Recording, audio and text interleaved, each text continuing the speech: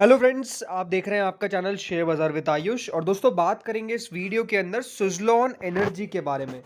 दोस्तों, सुज़लॉन एनर्जी के लिए आज काफ़ी इंपॉर्टेंट डे है, क्योंकि आज से दोस्तों इसका राइट्स इशू जो है वो ओपन होता हुआ देखने को मिल गया है। आज से सुज़लॉन एनर्जी का राइट इशू ओपन हो चुका है और सुज़लॉन के जो राइट्स इंटाइटलमेंट के शेयर है वो भी आज से ट्रेड करना चालू कर दिए हैं। काफ़ी लोगों को समझ नहीं आ रहा कि राइट एंटाइटलमेंट शेयर का करना क्या है, किस प्रकार से ये रहते हुए देखने को मिलेंगे।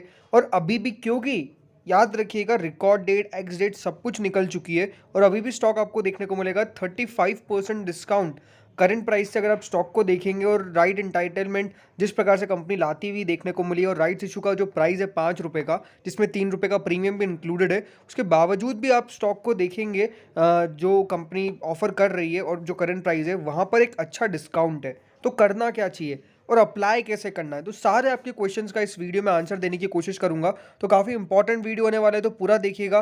फ्रेंड्स, चैनल से पहली बार अगर आप जुड़े हो, चैनल को ज़रूर सब्सक्राइब कर लीजिएगा। अगर आपको ये वीडियो बढ़िया लगे तो वीडियो को लाइक करके आप ज़रूर जाइएगा। तो दोस्तों, सुज़लॉन एनर्जी को आप देखेंगे तो आज करीबन 7 रुपये 10 पैसे पे ट्रेड कर रहा था। ज़रूर आज एक गिरावट आपने दर्ज कर ली, 55 पैसे शेयर गिर गया, 7% की गिरावट आती हुई देखने को मिली। अब ये पहली बात तो आप समझ के चलिए कि शेयर के अंदर जो गिरावट है वो आती हुई देखने को मिलेगी। क्यों? साफ साफ दोस्तों बात है, क्योंकि कंपनी जो राइट्स इशू लेके आ रही है वो 5 रुपये पे लेके आ रही है, एंड जो करंट प्राइस है वो 7 रुपये चलता हुआ देखने को मिल रहा है। तो वो एक बात साफ समझ के चलिए कि स्टॉक में गिरावट जो है वो आती हुई देखने को मिलेगी, बिकॉज स्टॉक जो है वो कम प्राइस पे आपको कंपनी ऑफर करती हुई देखने को मिल रही है, जिसका एक नेगेटिव इम्पैक्ट बनता हुआ देखने को मिलता है। लेकिन अब सबसे इंपॉर्टेंट बात, क्योंकि आज राइट्स इशू ओपन होता हुआ देखने को मिला है। याद रखिएगा दोस्तों, आज 11 अक्टूबर है और 11 अक्टूबर से चालू होता हुआ 20 अक्टूबर तक चलेगा। तो 20 October is going to be the last day, and 11 October जो आज पहला दिन है ये आपको पता है। ठीक है। इंपॉर्टेंट बात क्या है दोस्तों, आज सुजलॉन के R E share, R E का मतलब क्या होता है? Rights entitlement. जो कंपनी दोस्तों राइट्स इशू लेके आती है, जब रिकॉर्ड डेट निकल जाती है, रिकॉर्ड डेट दोस्तों जैसे आपको पता ही था कि कंपनी के द्वारा रखी गई थी 10 अक्टूबर। तो दोस्तों, जब राइट इंटाइटलमेंट आपको जो शेयर्स है वो ट्रेड कब करते हैं? जब रिकॉर्ड डेट हो जाती है, उसके बाद जब राइट्स इशू कंपनी अनाउंस करती है, तो फिर राइट इंटाइटलमेंट के जो शेयर है वो ट्रेड करना चालू करते हैं। आज दोस्तों वो ट्रेड करना चालू कर दिए हैं। अब वो आपके पास आ चुके होंगे। सबसे पहली बात तो, राइट्स इशू में वही लोग अप्लाई कर सकते हैं जिनके पास कंपनी के शेयर्स थे रिकॉर्ड डेट तक।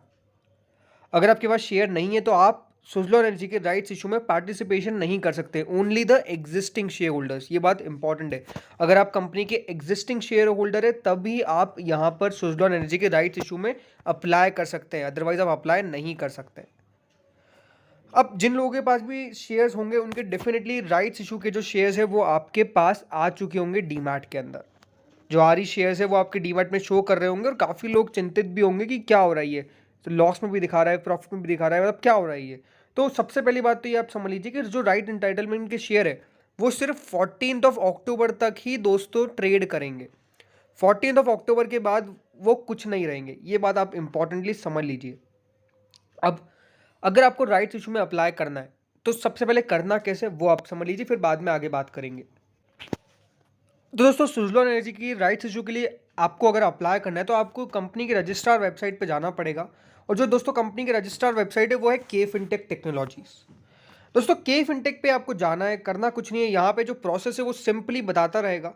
यहाँ पे करना कुछ नहीं है, आपको साफ साफ क्या करना है, राइट इंटाइटलमेंट जो लेटर है इस पे जाने के बाद आप देख लीजिए, आपको एक पूरा लेटर जो है वो आता हुआ देखने को मिल जाएगा। एंड यहाँ पे अगर आप गो करेंगे तो आपको पता चल जाएगा कि किस तरह से अप्लाई करना है। चलिए हम गो पे जाते हैं।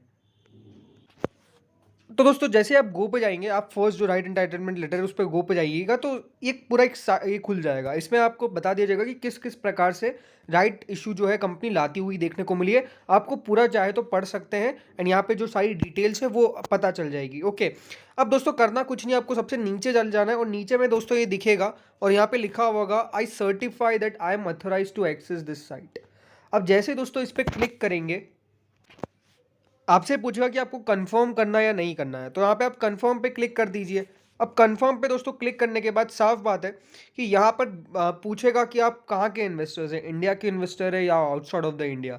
तो आप इन्वेस्टर अगर इंडिया के हैं तो इंडिया में, अगर आप आउटसाइड ऑफ द इंडिया है तो आप आउटसाइड ऑफ द इंडिया। सो अगर आप इन्वेस्टर इन द इंडिया पे क्लिक कर देंगे, देन उसके बाद दोस्तों प्रोसेस जो है वो काफ़ी सिंपल है। जस्ट आपको क्लिक पे क्लिक करते आना है, वो जो जो बताते जाएगा वो आप करते जाइएगा।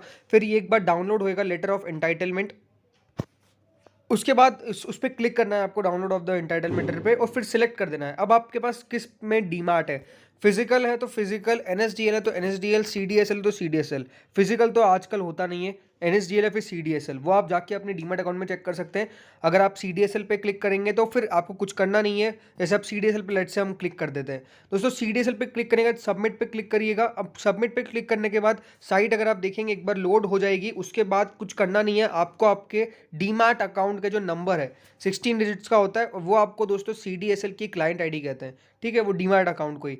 तो वो आपको यहाँ पे फिल करनी है, कैप्चा फिल करना है और सबमिट कर देना है, देन यू आर एलिजिबल। और फिर आपका दोस्तों ये जो सुजला एनर्जी का राइट इशू है वो लगता हुआ देखने को मिल जाएगा। तो ये प्रोसेस काफ़ी सिंपल है। अगर ये के की वेबसाइट जो है मैं आपको लिंक दे दूंगा डिस्क्रिप्शन में, तो वहाँ जाके आप चेकआउट कर लीजिएगा। तो इस प्रकार से तो अप्लाई करना है। अब बात करते हैं वो राइट इशू के शेयर्स के बारे में कि आखिर उनका क्या काम है। तो फ्रेंड्स याद रखिएगा 14 तारीख तक वो आपको कारोबार करते हुए देखने को मिलेंगे, लेकिन 14 तारीख के बाद वो कारोबार नहीं करेंगे, ये बात इंपॉर्टेंट है। तो उसके बाद हम उस शेयर्स का करेंगे क्या अगर हमारे डीमैट में रह गए। तो इसीलिए कह रहा हूँ कि अगर आप उसको अप्लाई करते हैं, जैसे लेट से आपने राइट इशू में अप्लाई कर दिया, आपके पास राइट इंटाइटलमेंट के शेयर आ गए लेट से 100, ठीक है। अब दोस्तों ये जो भी है, अगर आपने इशू को अप्लाई कर दिया तो आपको अभी पेमेंट कितना करना है ये बात भी इंपॉर्टेंट आपको समझना पड़ेगा। ये थोड़ी सी प्रोसेस जो है वो भली पेचीदा हो सकती है, थोड़ा टाइम लग सकता है, बट ये आप समझ लीजिएगा। अब राइट इशू के आपने दोस्तों यहाँ पे राइट एंटाइटलमेंट के हिसाब से आपके पास राइट इशू के शेयर आ गए, आपके डीमैट में दिख रहे हैं, लेट से 100 शेयर्स आए हैं आपके पास जो सुजलॉन के आरी शेयर से। अब दोस्तों अगर आप राइट इशू में अप्लाई करते हैं तो ये बात ध्यान रखिएगा, कंपनी ने दो चीज़ रखी है, टोटल मिला के आपको 5 रुपये देने हैं, ये बात इंपॉर्टेंट है। 5 रुपये का दोस्तों शेयर जो है कंपनी ला रही है। अब 5 रुपये में आपको करना क्या है, जो कंपनी है वो 2.5 रुपये अभी आपसे एप्लीकेशन पे लेगी। जैसे ही दोस्तों आप अभी, जैसे मैंने आपको पूरी प्रोसेस बताई, आप राइट इशू में जैसे ही अप्लाई करेंगे तो आपको 2.5 का पेमेंट देना पड़ेगा, यानी 100 इंटू 2.5, ठीक है। तो अभी 250 रुपीज़ दोस्तों आपको पे करने पड़ेंगे जैसे आप राइट इशू में अप्लाई करेंगे। उसके बाद दोस्तों यहाँ पे कंपनी जो है वो कॉल मांगेगी। अब वो कॉल होती है क्या है कि कंपनी के पहले बोर्ड ऑफ डायरेक्टर्स की मीटिंग बैठेगी, फिर कंपनी कहेगी कि हमको 1 कॉल में लेना है या 2 कॉल में लेना है या 3 कॉल में लेना है। कॉल कितनी भी हो सकती है, 1 भी हो सकती है, 2 भी हो सकती है, 3 भी हो सकती है, उससे ज़्यादा भी हो सकती है। मोस्टली एक में ही दोस्तों कंपनी जो है वो काम कर जाएगी। तो बाद में दोस्तों जो कंपनी वो आपसे 2.5 रुपये और मांगेगी, क्योंकि कंपनी जो है वो 2 बार में पैसा लेती है, ठीक है। तो बाद में आपको 250 रुपये और देने पड़ेंगे।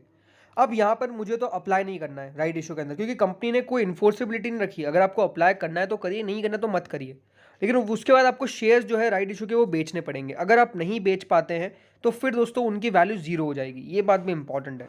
तो राइट इशू में जिन लोगों ने अप्लाई नहीं किया है वो बात भी समझ लीजिए।